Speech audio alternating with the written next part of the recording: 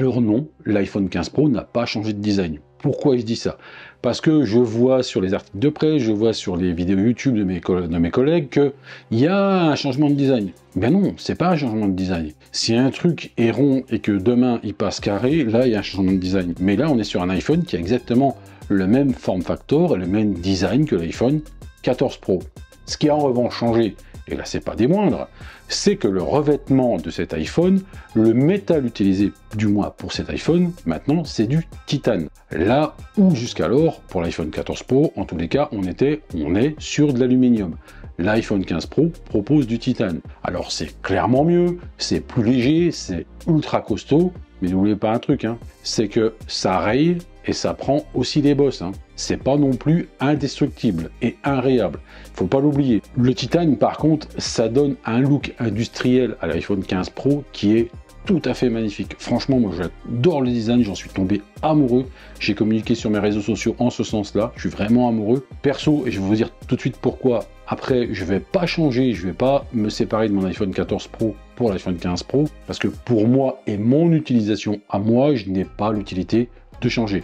Maintenant, j'attends entre 2 et 3 ans avant de changer d'iPhone. Je pense que c'est bien comme ça. Il me semble que la moyenne, en tous les cas, maintenant, des utilisateurs qui changent d'iPhone, c'est de 18 mois maintenant. Donc voilà, je suis un peu dans la moyenne aussi. Alors le titane, c'est super, mais comme je vous le disais aussi, ça prend les bosses, ça raye, même si c'est ultra résistant, mais c'est pas à l'abri d'une rayure, c'est pas à l'abri d'une bosse.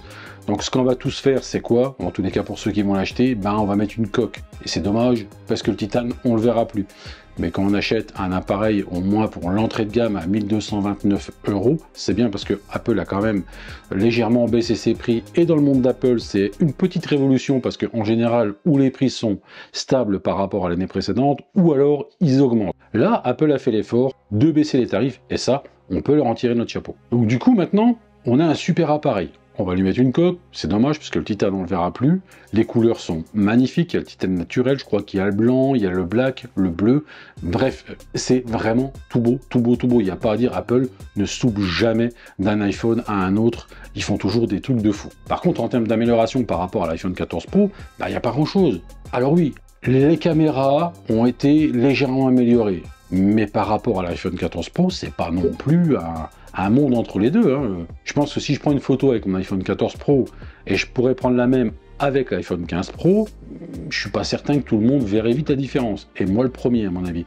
Donc il n'y a pas vraiment beaucoup de différence entre les deux. Alors maintenant sur l'iPhone 15 Pro, ce qui est cool, c'est qu'on est à l'USB-C. Et ça, j'avoue que c'est très bien. Bon, vous aurez remarqué, pour ceux qui ont regardé la keynote d'Apple, que Apple a justement très peu communiqué sur le sujet. Hein.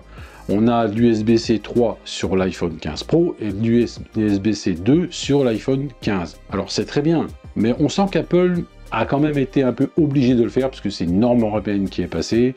Tous les smartphones qui sortent dorénavant doivent avoir l'USB-C. Il n'y a qu'Apple jusqu'alors qui avait son Lightning. Maintenant ils ont été obligés et on a senti pendant la keynote que voilà, c'était un peu obligatoire et puis ils en ont pas fait tout un pataquès. Pourtant avec l'USB 3, même avec l'USB 2, les vitesses de transfert par rapport au Lightning sont vraiment beaucoup plus puissantes. Il n'y a pas photo entre les deux. Le Lightning, qui est là depuis, je crois, 10 ans, voilà, c'était pas son fort en termes de vitesse de transfert de vidéos ou de photos, etc. Il y a eu des améliorations logicielles avec le temps, et c'est bien. Mais voilà, à un moment donné, le logiciel a ses limites. Il faut revenir à quelque chose de mécanique, comme un câble USB-C qui va beaucoup plus vite en termes de transfert.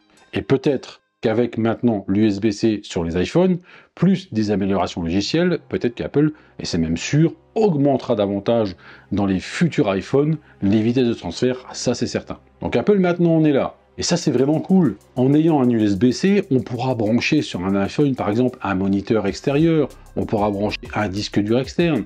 Ils ont même fait une démonstration sur quelqu'un qui prenait, je crois que c'était dans un studio photo, où l'iPhone, les photos étaient prises avec l'iPhone, et l'iPhone était relié, je crois, à un ordinateur directement, ou l'écran extérieur. Donc la personne qui était derrière son écran pouvait voir vraiment en temps réel ce que le photographe faisait avec son iPhone.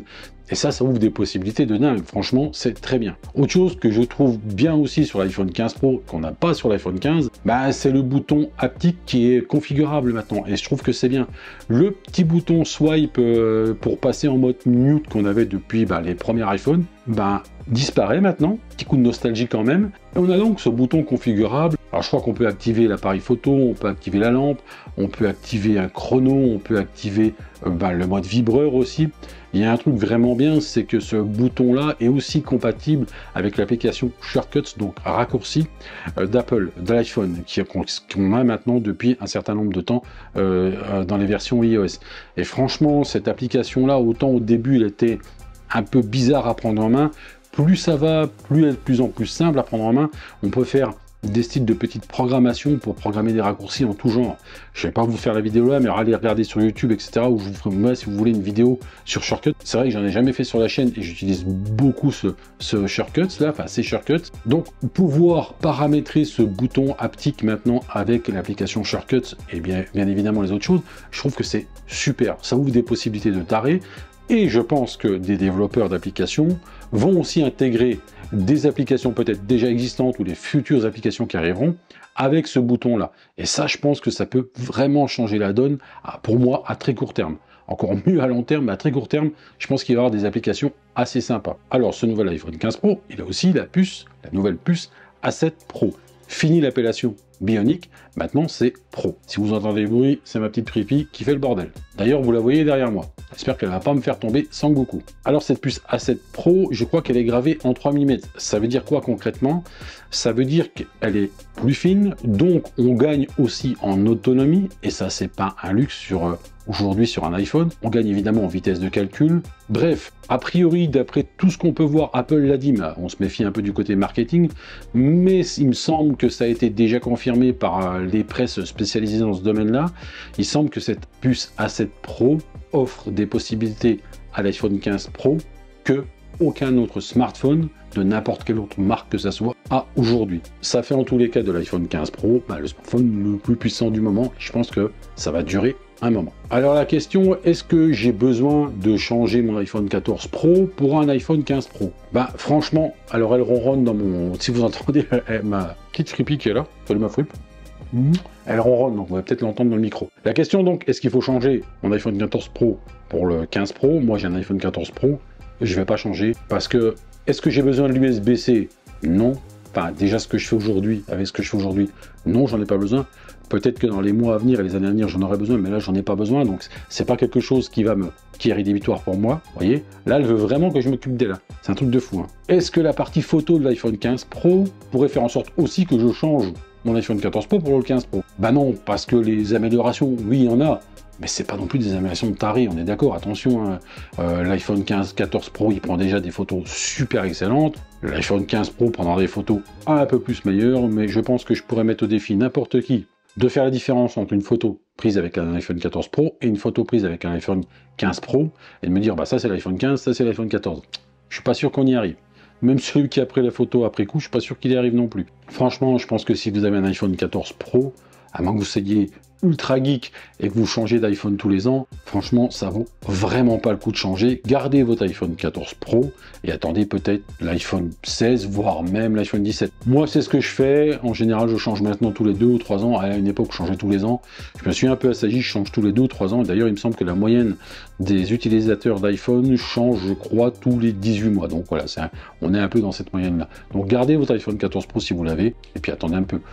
Ou alors si vous pouvez vous faire plaisir, bah faites-vous plaisir. Donc en résumé, cet iPhone 15 Pro, franchement, je le trouve magnifique.